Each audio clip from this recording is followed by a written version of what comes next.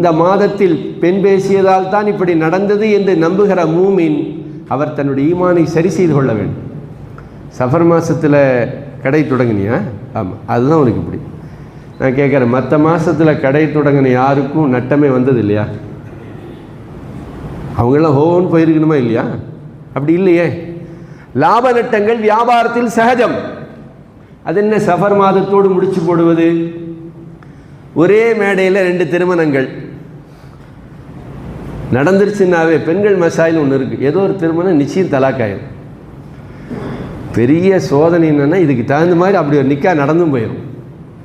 2 நிக்கா நடந்துருக்கும் ஏதோ ஒரு ஊரில். இப்படித்தான் அந்த ஊரில் ஒரு நிக்கா நடந்துச்சு, நினச்ச மாதிரியே ஒரு நிக்கா தலாக்காயிடுச்சு. அதனால ஒரே மேடையில் 2 நிக்கா வேண்டாம், தள்ளி தள்ளி வைப்போம்.